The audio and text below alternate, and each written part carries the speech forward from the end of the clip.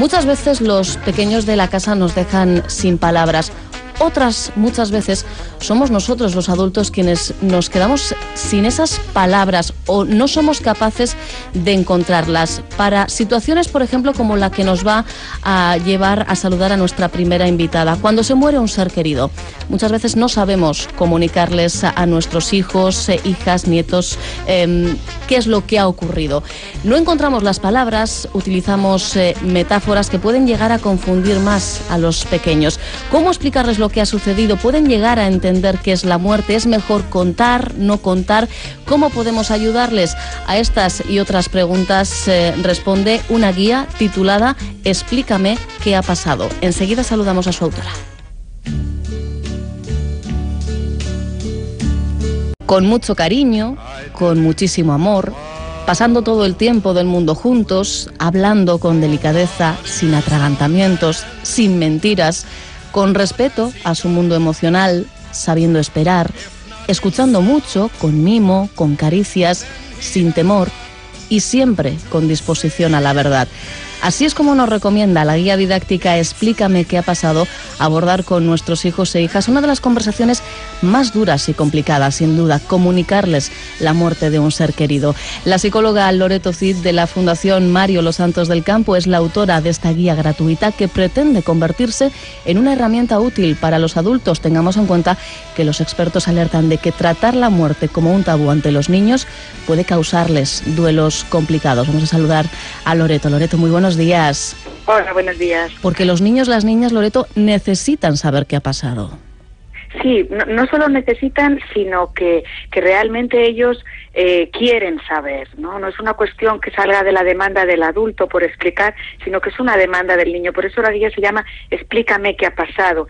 Nace de la propia demanda de los niños por recibir una explicación de algo que se tarda en comprender. No es lo mismo entender que se entiende por morir o por la muerte o por la pérdida con 3 años, ni hay que explicar lo mismo, evidentemente, que con 10, que con 9, que con 16, porque nuestros temores, nuestras defensas, nuestro mundo emocional, pues es diferente, ¿no? En cada momento evolutivo. Claro, pero sí que es cierto que los niños se hacen infinidad de preguntas sobre la muerte sin necesidad siquiera de haber vivido un duelo o el dolor por la muerte de un ser querido.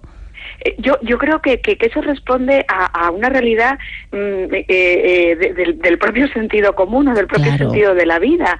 Igual que un niño se pregunta por de dónde venimos, ¿no? Cuando ve pues la tripita de una señora embarazada o un bebé, también se pregunta a dónde vamos. Hay una curiosidad por la vida y hay una curiosidad por la muerte. No utilizará esa palabra, pero sí pregunta por qué ahora qué ha pasado con el perro, o qué ha pasado con el abuelito, o qué ha pasado con esto que antes estaba y ahora ya no está. Pero como adultos, escoger las palabras adecuadas nos resulta tan difícil que tendemos a muchas veces negar incluso la propia realidad. Yo creo que le tenemos mucho miedo, ya no diría ni respeto, ¿no? Sino como muchísimo miedo, por eso es un tabú hablar de la muerte, no como hace 50 o 60 años que era tan literal, se moría en casa, los niños lo veían, o en otras culturas, ¿no? No necesariamente hay que remontarse años atrás, sino a otras culturas del mundo, ¿no? Pero sí que es verdad que le tenemos mucho miedo y cometemos el error muchas veces de con el afán de suavizarles al niño una explicación tratando de causarles el menor perjuicio posible, le llegamos a confundir con explicaciones excesivamente simbólicas, metafóricas, que nos resultan más dulces, y sin embargo el niño lo que necesita saber es realmente qué ha pasado con el cuerpo y que ha habido un corte entre lo que significa estar vivo y no estar vivo. No es lo mismo decir se ha ido al cielo, para un niño se ha ido al cielo alguien vivo. Es casi como todavía un mayor abandono. Claro. ¿Por qué se ha ido? A explicar que los cuerpos se paran.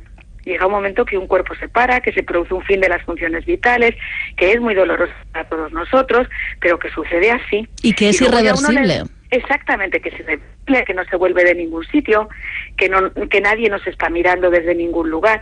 Otra cosa es después, por supuesto, darles a conocer y compartir con nuestros hijos nuestras creencias espirituales. Evidentemente el ser humano se diferencia de los animales en muchas cosas, pero en una muy básica es en la espiritualidad. Necesitamos creer en que se sigue manteniendo un vínculo de alguna manera con las personas que hemos querido, pero ya estamos hablando de algo que es simbólico, ¿no? Que puede ser espiritual, religioso, existencial o del orden de lo que cada uno necesite creer, ¿no? Pero sí que es cierto que al hilo de lo que comentabas, Loreto, de esa manía que tenemos de utilizar metáforas, eufemismos, yo extraía dos en concreto de la guía.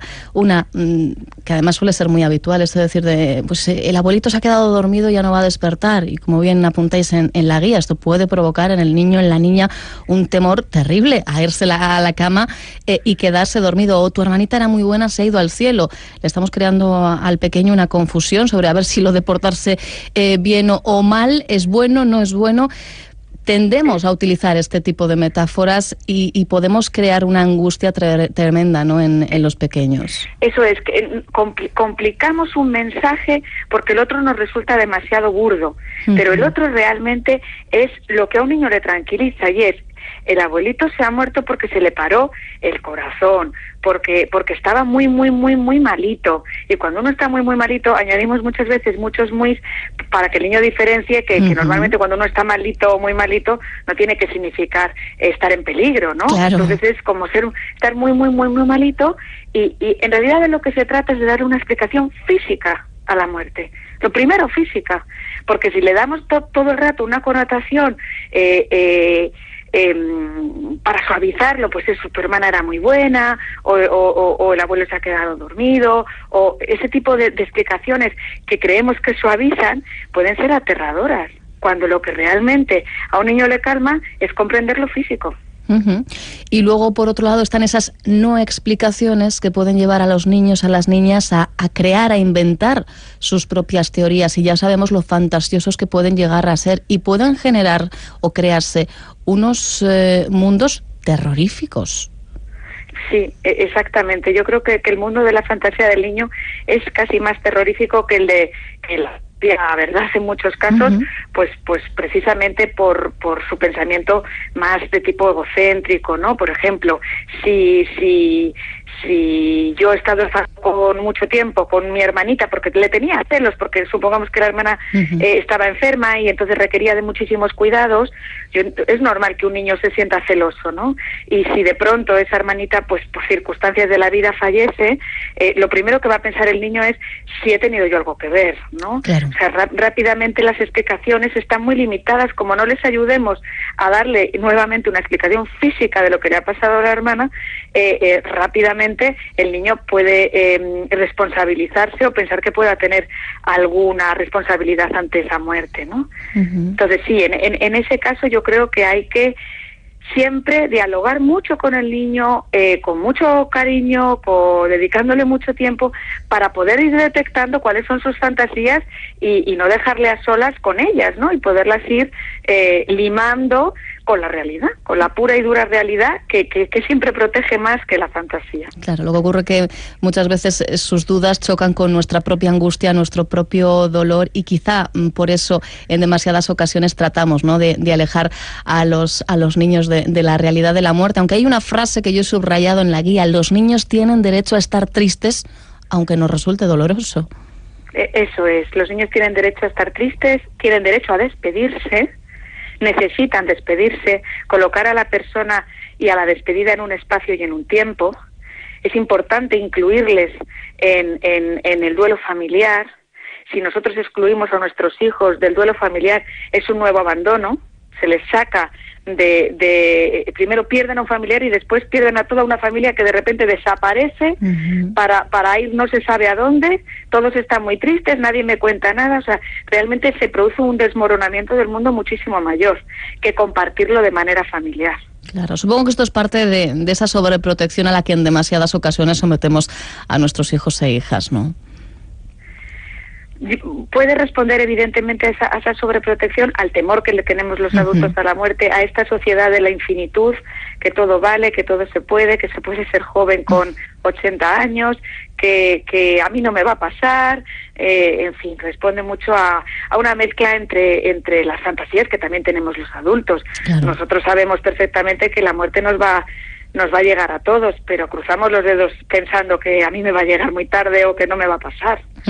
Cierto. También caemos nosotros, ¿no? Hay que yo creo que también es una realidad, nos protegemos de la mayor angustia de la vida, que es morir, ¿no? Sí, además yo creo que ese pensamiento lo hemos tenido todas en algún momento, y lo angustioso que es, y la de preguntas que como adultos incluso nos hacemos, ¿no? De, bueno, ¿y el día que yo falte?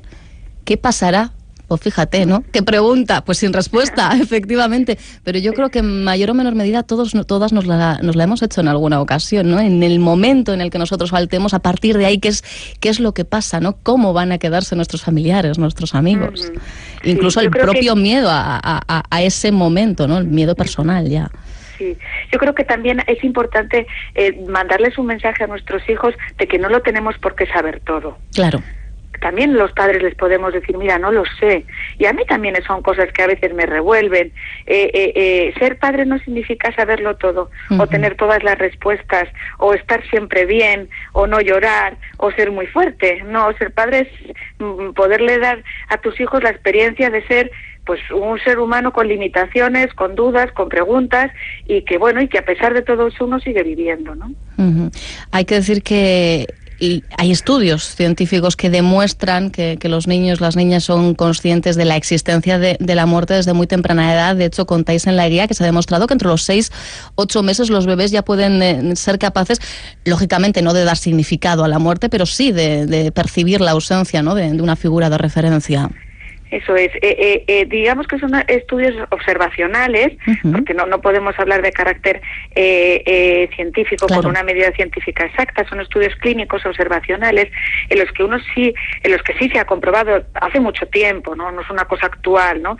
Se ha comprobado que los niños sí tienen esa noción de permanencia de objeto, es decir, que a partir de aproximadamente los 8 meses pueden ser conscientes de si está o no está su figura de apego, de referencia, fundamentalmente la madre, es decir, la persona que vive diariamente y está en su mundo como la figura básica, ¿no? Si esa persona fallece, el niño va a notar la ausencia, pero igual que la nota si se va a trabajar. O sea, ¿qué quiero decir? Que ya estamos hablando que aparece ya en el ser humano la percepción de que las cosas están y no están. Exacto, claro.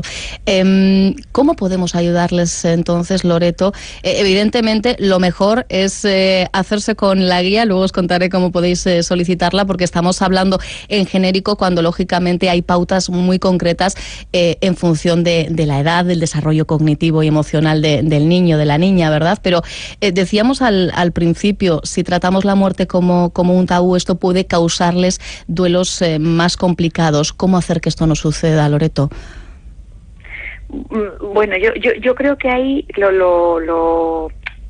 a lo más concreto nos podemos remitir a la guía, ¿no? Pero sí, lo primero de todo es apelar a la edad que tenga el niño, ¿no? O sea, que en qué momento evolutivo está, cuáles son sus recursos emocionales, quién es la persona que ha perdido, y podernos dirigir siempre teniendo algunas claves de cuáles son sobre todo los temores y las fantasías que se pueden estar lidiando por debajo. Para eso uno no tiene que ser un experto, quiero decir, pero sí que necesita tener recursos, por eso también es el sentido de la guía, ¿no? Fundamentalmente les podemos ayudar dándoles la noticia de la manera más pronta posible, que sea siempre alguien del entorno familiar cercano, a ser posible los padres, que se le dedique un tiempo para hablar. No se trata de que yo me tenga que preparar un discurso súper elaborado, sino ir muy poquito a poco, con preguntas, respuestas, para saber un poco también por dónde está el niño y no atragantarle con cosas que a lo mejor en ese momento no necesitan ser dichas, ya nos las irá preguntando, apelando, como decía antes, a dar una explicación lo más física posible, y después ya iremos introduciendo toda la parte espiritual, y depende de la edad. A un niño muy pequeño ni siquiera va a necesitar esa parte todavía. Claro. Y compartirlo a nivel familiar. No importa si un niño nos ve llorar. Evidentemente, si nuestro llanto o nuestro desgarro es abrumador, pues yo creo que por sentido común uno como que se cuida, ¿no? De que no vea a sus hijos lo invadido que pueda estar. Pero eso no significa que yo no pueda estar triste o llorar en un momento dado delante de mis hijos y compartirlo. Es poderles dar la experiencia de que uno puede estar triste y lo va a atravesar, no evitarlo, ¿no? Fíjate que estaba recordando ahora la semana pasada en nuestro tiempo de concurso aquí en el programa, pues bueno, coleccionamos anécdotas con los más pequeños como protagonistas, y recuerdo a una de nuestras oyentes que nos contaba un viaje en avión con su hija. Bueno, pues lógicamente el avión toma altura y de repente la niña le pregunta a la madre, ¿estas son las nubes? Pues sí. Y la niña le pregunta, ¿y dónde están los muertos? Claro, son estas cosas, ¿no?, que nosotros contamos y, bueno, en este caso fue sin más anecdótico, no era nada traumático, ¿no?, para la niña. Sí. Pero tenemos que darnos cuenta, ¿no?, de la dimensión que nuestras palabras toman, ¿no?, en los más pequeños. Claro, toman una dimensión literal. Exacto. Para nosotros es una dimensión metafórica y para el niño es literal. O sea, si hay nubes y ahí están la gente sube al cielo, ¿por qué no les estoy viendo? Claro. Entonces nos resulta muy chocante, como, uy, no ha entendido nada. No, lo ha entendido perfectamente. Ha entendido lo que tú exactamente le has dicho. Exactamente, claro, ha entendido la literalidad. Entonces, bueno, pues vamos a hacer la muerte más literal, que realmente es lo que es. Y luego, todas estas explicaciones es que forman parte de nuestra dimensión espiritual, pero cuidado, porque confunden mucho, con este ejemplo que comentabas, confunde mucho a los niños porque no tienen esa dimensión espiritual todavía formada. Claro, pues de verdad que yo creo que lo que toca es acceder a la guía, porque como decimos, detalla por edades lo que se debe hacer en cada momento, y yo creo que independientemente de que te tengas que enfrentar o no a esa conversación, no está de más que todas asumamos estas pautas. Bueno, pues ¿cómo solicitar esta guía? Explícame qué ha pasado. Podéis enviar un correo electrónico a comunicación@Fundación MLC, que son las siglas de Mario Los Santos del Campo, fundacionmlc.org. Te la repito completa: comunicación@Fundación mlc.org. Si en este momento no puedes anotar la dirección, escribiéndonos a nosotros un mensaje, somoscómplices@eitv.com. También te facilitamos la manera de hacerte con esta guía, ¿de acuerdo? De recomendable lectura, de verdad. Su autora, Loreto Cid. Muchísimas gracias, Loreto, por haber estado este ratito. Mira, simplemente añadir que se ha hecho más fácil el acceso a la guía, y entrando simplemente en la web de la Fundación, www.fundacionmlc.org, hay una pestaña que directamente puedes descargar gratuitamente la guía. Fenomenal, link directo entonces ya a la descarga. Pues fundacionmlc.org, la web, y buscad la pestañita para que además, insisto, os la descarguéis en formato PDF en vuestros propios ordenadores. Pues lo dicho, Loreto, muchísimas gracias. Hasta otra próxima ocasión. Gracias a vosotros. Somos cómplices con Irache Celis.